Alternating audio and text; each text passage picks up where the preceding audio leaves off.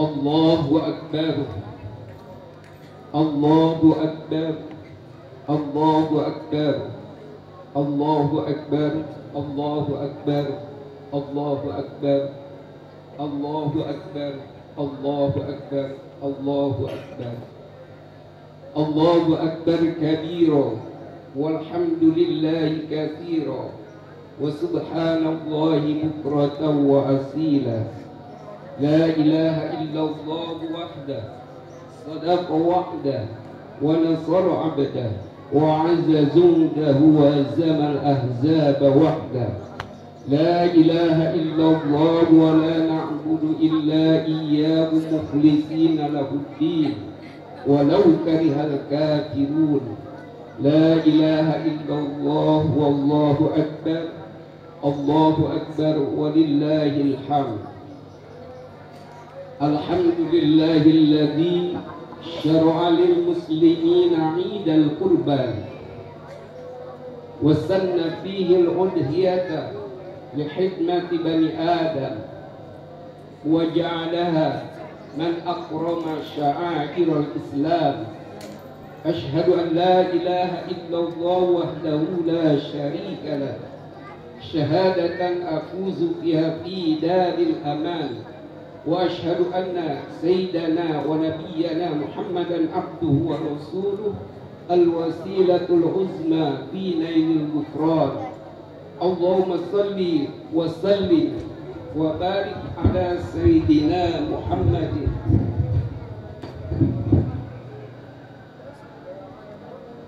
wa ala alihi wa ashabihi kama sallaita ala Ibrahim wa ala ali Ibrahim wa sallim tasliman katsira.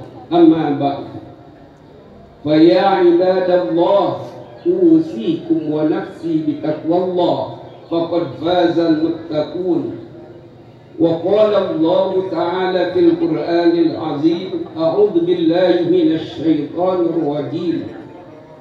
Wa idibtala Ibrahim rabbuhu bikalimatin fa'atammahun. Qala inni ja'iluka lin-nasi imama. Qala wa min dzurriyyati. Qala la yahdi adh-dhalimin, la yanalu ahdi-zalimin. Al-ayah. Sadaqallahul azim. Sejak pagi tadi, di mana matahari menyingsing, dan insya Allah sampai nanti terbenam matahari di tanggal 13 yang disebut dengan hari At-Tasrik. 4 hari kita berturut-turut berada dalam suasana hari raya Idul Adha, hari raya terbesar di dalam Islam, hari raya yang menggambarkan begitu besar dan agungnya jiwa manusia yang beriman dalam rangka upaya mendekatkan diri kepada Allah Subhanahu wa ta'ala.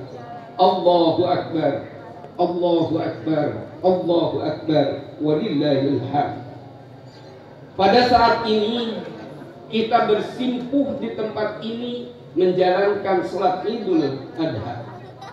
Nun jauh di sana, saudara-saudara kita seantero dunia yang sedang berjuang menjalankan rangkaian ibadah haji.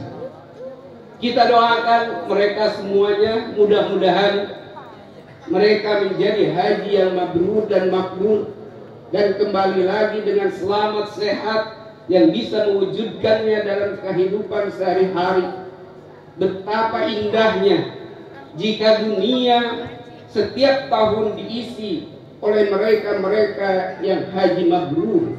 Mudah-mudahan kita di sini dan keluarga kita yang belum melaksanakan ibadah haji, mudah-mudahan tahun berikutnya Allah memanggilnya dengan caranya sendiri.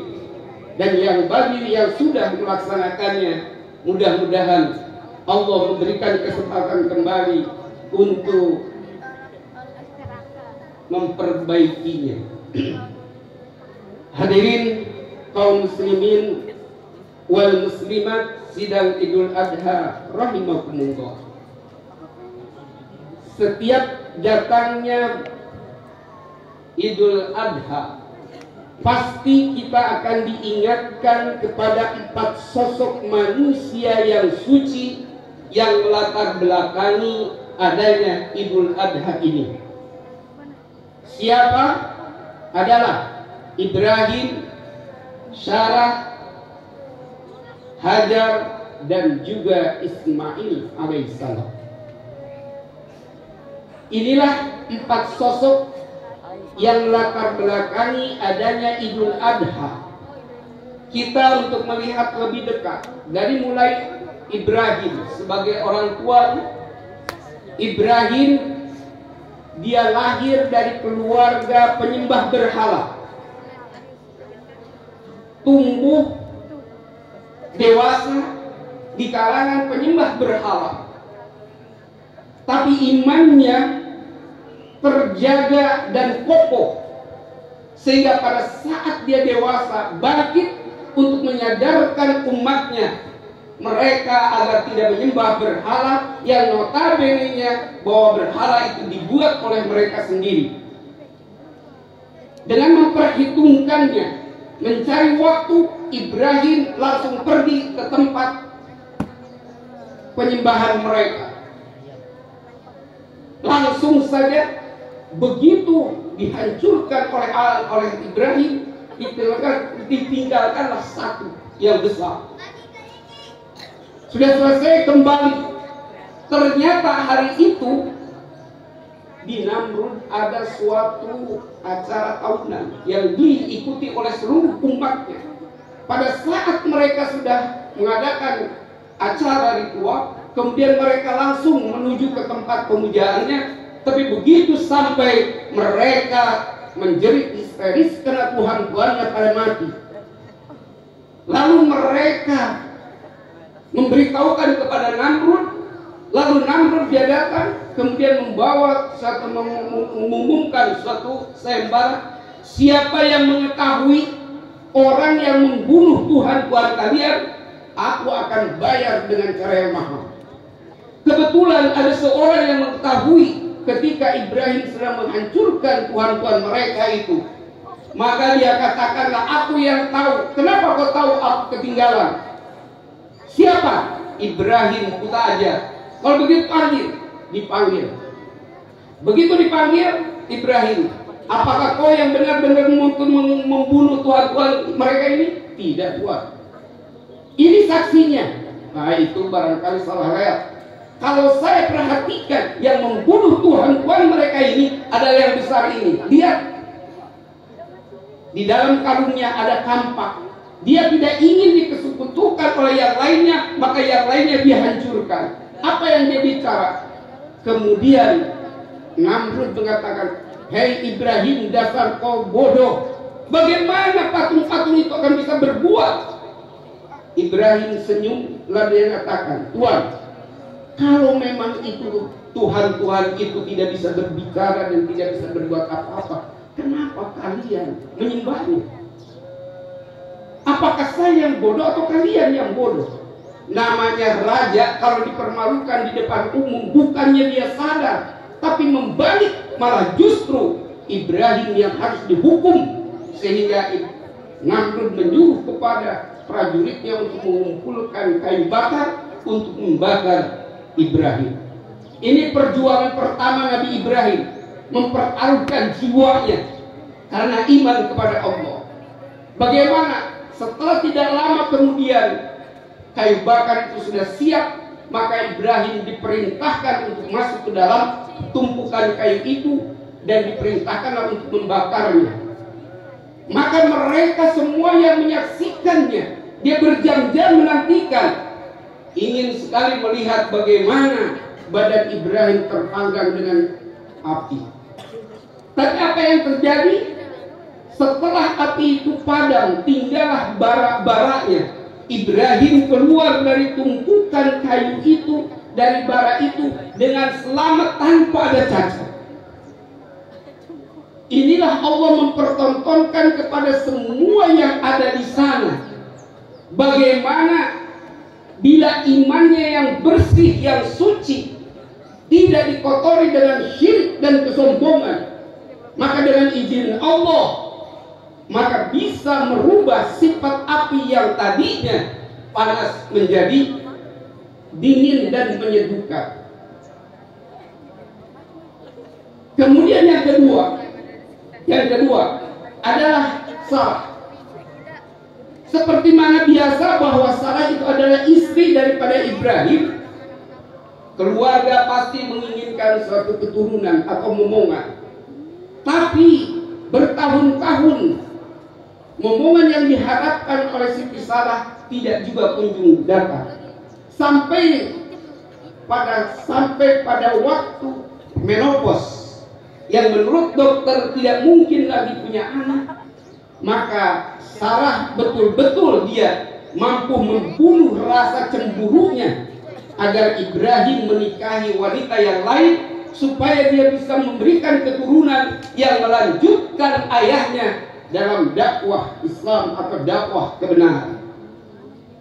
Ini bisa bayangkan Siti Sarah yang luar biasa, dia mencarikan seorang istri yang cantik, yang dia betul-betul solihah untuk dinikah oleh Ibrahim supaya dia mendapatkan keturunan yang melanjutkan perjuangan ayahnya. Benar prediksi itu.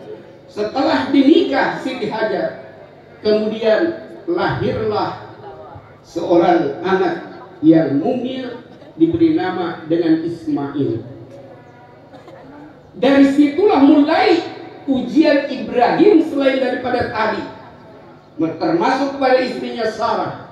Maka Ibrahim diperintahkan untuk meninggalkan Sarah yang dia betul-betul banyak jasa kepada Ibrahim, dan Ibrahim diperintahkan untuk membawa istrinya Hajar yang baru dengan anaknya ke tempat yang jauh tidak diketahuinya dan juga tidak diketahui berapa lamanya.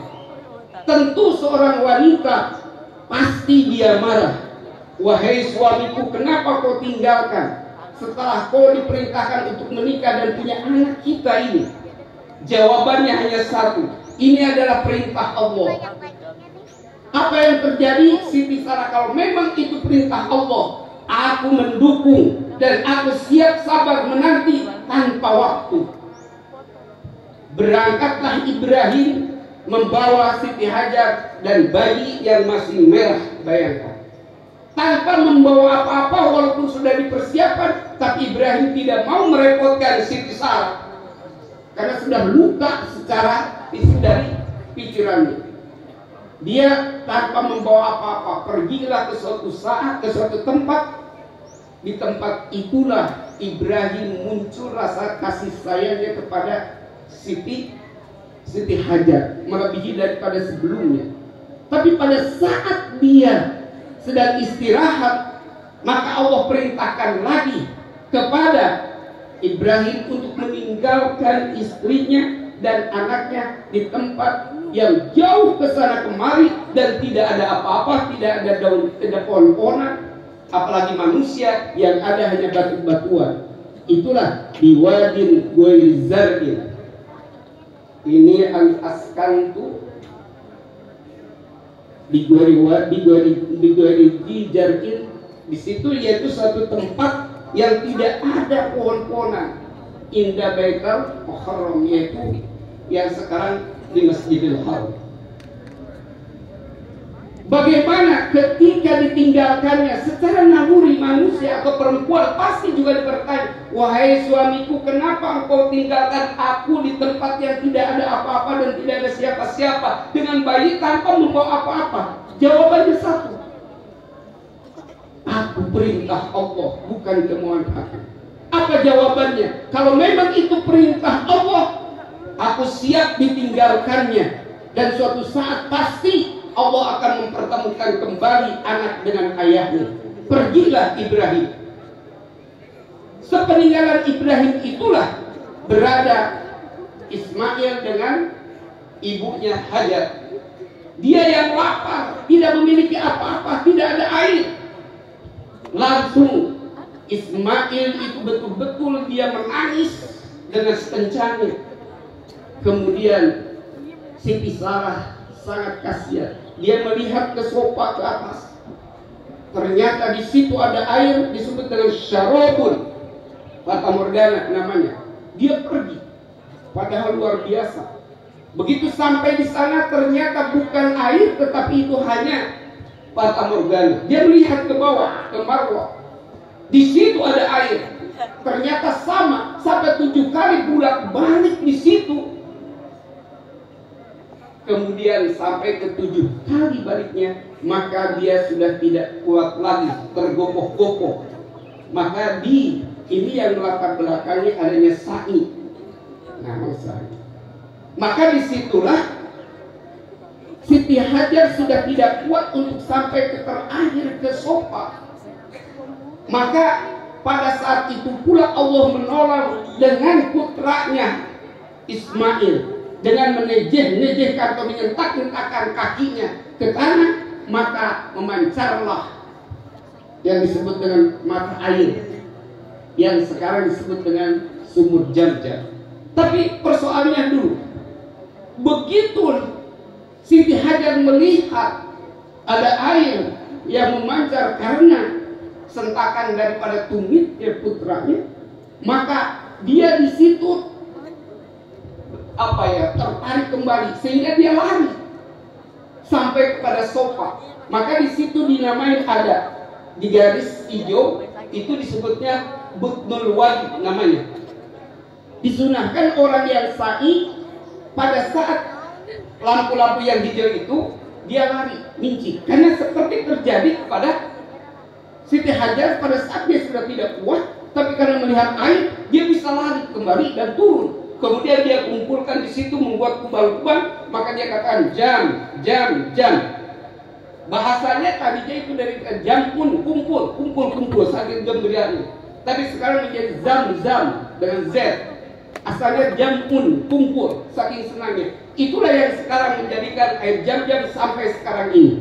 Nah, dari air Jam-Jam itulah Siti Hajar dengan putranya betul-betul bisa hidup. Karena air Jam-Jam betul-betul bukan sekadar menyegarkan, tapi mengenyangkan. Hanya satu-satunya air di dunia yang bisa mengenyangkan adalah air Jam-Jam. Sehingga Siti Hajar dan Ismail pada saat itu hanya meminum dengan air Jam-Jam saja, dia bisa sehat. Kemudian dia pada saat tidak lama kemudian, orang-orang yang disebut dengan nomaden dulu itu, pedagang-pedagang yang selalu melewat, dia melihat burung selalu turun dan naik dari tempat itu. Dan ini kebiasaan menurut orang Arab, kalau ada burung naik dan turun, di situ ada air. Maka mereka datang ke sana, ternyata benar ada sumur. Tetapi tidak dia semena-mena, walaupun dia itu adalah banyak, karena ada 2 sosok manusia, yaitu seorang perempuan, ibu dan juga anaknya.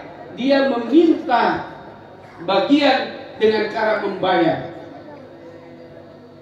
Apa yang terjadi kemudian disetujuinya, maka setiap hari dia mengambil air itu dengan cara membayar atau dengan membayar dengan cara konfirmasi atau dengan cara jual beli, itulah bahasanya. Kemudian dalam waktu singkat itu Ismail atau Hajar itu memiliki uang yang banyak dan orang berkumpul di tempat itu sehingga menjadikan komunitas atau perkampungan yang besar. Dari situlah Ismail dengan ibunya dia membelikan kambing yang banyak, kemudian pada saat itu selalu dikembalakannya di Arafah ini.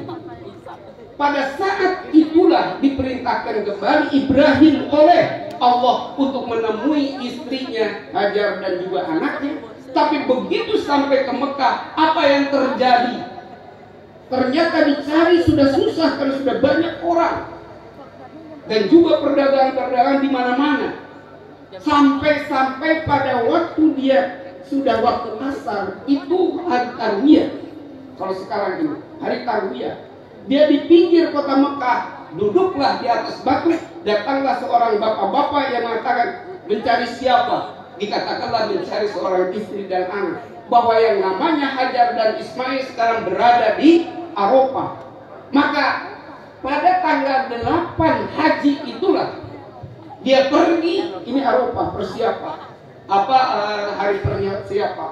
Pergilah ke Arafah, sampailah pada saat waktu zuhur di tanggal 9 itu bertemulah antara Ibrahim, Ismail dan istrinya Hajar.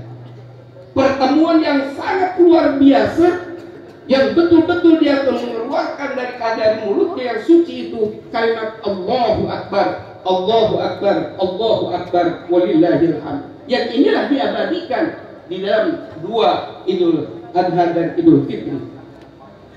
Setelah pertemuan itu, lalu dia karena sudah itu menjelang asar, maka diperintahkanlah mengajak untuk pulang ke Mekah. Kemudian Ibrahim membawa anak dan istrinya pulang ke Mekah, tapi ketika di Muzdalifah kemalaman, maka dia nginep di Muzdalifah. Yang ini yang sekarang disebut dengan mabit. Kalau Arafah tadi udah jelas, ini mabit. Ngineplah satu malam. Dalam nginep itulah Ibrahim mimpi berupa perintah dari Allah untuk menyembelih anaknya. Bayangkan bagaimana Allah pada saat itu menguji Ibrahim, cinta kepada anaknya, cinta kepada aku, kata Allah. Kalau begitu coba sembelih anakmu. Ini sangat luar biasa. Bagi seorang orang tua kita mungkin tidak akan mampu untuk menjalankannya. Apa yang terjadi? Mimpi itu 3 kali sudah dinyatakan ini benar. Akhirnya di pagi-pagi hari dia merangkul istrinya, wahai istriku, aku tadi mendapat perintah dari Allah untuk menyembelih anak. Bagaimana coba pendapatmu? Apa yang terjadi? Karena adalah istri yang soleh yang tidak pernah menuntut suami, dia katakan kalau itu perintah Allah, aku mendukung. Dia merasa bergembira. Tetapi itu baru setengah. Bagaimana kita untuk mengeksekusinya? Maka ketika ada siang sedikit, lalu dia menemui anaknya, kemudian dengan merangkul, menciuminya, kemudian dia katakan, ya bunayya, inni arafil manami anni adbahuka fandur mata. Wahai anakku, tadi malam aku mimpi, ayah mimpi bahwa aku diperintahkan untuk menyembelihmu. Coba bagaimana pemikiranmu? Bayangkan, luar biasa. Dikira akan menolak, mungkin juga dia akan marah. Tapi apa yang terjadi? Inilah anak yang soleh. Ya abati amatu marusatajibuni insyaallah minas sabirin. Wahai ayahku, lakukanlah apa yang diperintahkan Allah kepadamu. Niscaya engkau akan menemukan aku menjadi orang yang sabar. Luar biasa. Disitulah bagaimana ketika di siang hari, maka Ibrahim sudah memenuhi syaratnya untuk menyembelih putranya. Ini yang disebut nanti korban ini makanya. Nah, kemudian apa yang terjadi? Maka Ismail yang sebentar lagi akan dikorbankan, dia pergi ke Mina mencari udara. Maka pada saat di Mina itulah bertemu dengan setan yang menjelma manusia yang menggoda. Apa yang terjadi di sana? Menggoda, wahai Ismail, katanya kau akan dikorbankan oleh ayahmu. Ini adalah egois daripada ayahmu. Yang sebetulnya yang harus dikorbankan adalah ayahmu, karena kau masih jauh perjalanan untuk meneruskan ayahmu. Diambillah batu, maka dia ambil, kemudian Bismillahirrahmanirrahim, Allahu Akbar, Razman Bisyayati. Itu yang sekarang menjadi jamar, dan itu 3 kali. Setelah itu kembali ke Mekah, kemudian dia bertawaf selesai, kemudian dia sa'i yang tadi natak filas daripada Siti Hajar. Nah, itulah perjalanan yang disebut dengan perjalanan haji, napak tilas atau napak tilas daripada Ibrahim, Hajar. Walaupun Sarah itu tidak ikut campur dalam itu, tapi dia memberi andil besar karena dia memberikan kesempatan untuk nikah pada seorang wanita orang Arab yaitu Hajar. Tapi ini sebelum selesai kita ingat, jangan terprovokasi dengan kata-kata bahwa Ibrahim itu berselingkuh dengan pembantunya yang disebut tadi Hajar, seorang budak dari Sudan. Ini yang digaungkan oleh mereka non-muslim, sehingga dia diusir. Ini kan perjalanan sama. Maka Hajar dan Ismail diusir oleh Sarah karena dia melakukan perbuatan yang tidak senonoh. Inilah provokasi, tujuannya untuk menjelekkan umat Islam. Bahwa umat Islam itu pertama-tama dia silsilahnya keturunan dari Buddha.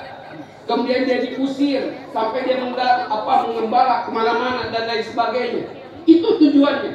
Makanya orang-orang mereka Yahudi Nasrani, dia tidak setuju dengan adanya penyembelihan itu Ismail, tapi diganti dengan Ishak oleh mereka. Nah inilah, maka oleh sebab itulah peristiwa kejadian kurban pelaksanaan ibadah haji pada hakikatnya meneruskan yaitu syariat dari Nabi Ibrahim. Tapi pertanyaannya, masihkah ada zaman sekarang ini Ibrahim atau orang tua atau misalnya suami-suami seperti Ibrahim yang betul-betul dia mengorbankan jiwanya karena kepada Allah Subhanahu wa taala dicintainya, sehingga di dalam melakukannya selalu dia bijaksana, selalu dia dibawa dengan di bawah runding. Masihkah ada pemimpin-pemimpin sekarang ini seperti Ibrahim yang di dalam memutuskan sesuatu itu tanpa otoriter, tetapi dia membawa damai semuanya. Dan yang kedua, masihkah ada Sarah zaman sekarang ini seorang istri yang mampu dia membunuh rasa cemburunya karena mengedepankan Allah. Ini adalah merupakan contoh cermin seorang istri bagaimana dia mengedepankan bukan karena egois keduniaan, tapi dia mengedepankan karena keimanan kepada Allah. Begitu pula, masihkah ada hajar zaman sekarang ini seorang istri yang soleh yang tidak pernah menuntut suaminya, tapi dia mengikuti karena keimanannya. Dia rela berkorban walaupun dia tidak membawa apa-apa, dibawa suaminya, diapain aja oleh suaminya, dia ikut saja karena dia bertakwa kepada Allah. Allah menyelamatkannya. Begitu pula masihkah ada anak-anak muda sekarang ini seperti Ismail yang dia berani berkorban untuk menolong ayahnya dan menolong semuanya, sehingga sekarang alhamdulillah selamat pada saat Ibrahim menyembelih Ismail, diganti oleh Allah wa fadainahu bidzibhin adzim, diganti dengan domba yang besar. Alhamdulillah tidak dikorbankan anaknya, tetapi diganti dengan domba. Saya kira itu menjadikan latar belakang adanya Idul Adha. Mudah-mudahan ini hanya sebagai renungan, tapi kita mudah-mudahan kita menjadi orang tua seperti Ibrahim, seorang istri menjadi Sarah dan juga Hajar, dan anak-anak muda mudah-mudahan menjadi anak-anak muda seperti Ismail.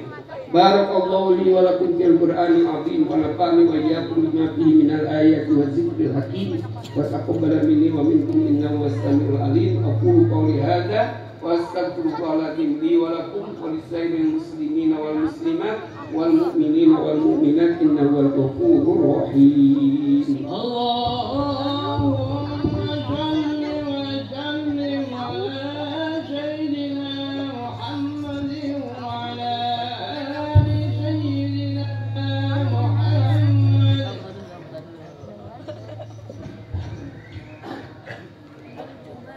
Allahu Akbar, Allahu Akbar, Allahu Akbar, Allahu Akbar, Allahu Akbar, Allahu Akbar, Allahu Akbar, Allahu Akbar, Allahu Akbar, Allahu Akbar katsiran walhamdulillahi katsiran wa subhanallahi bukratan wa asila.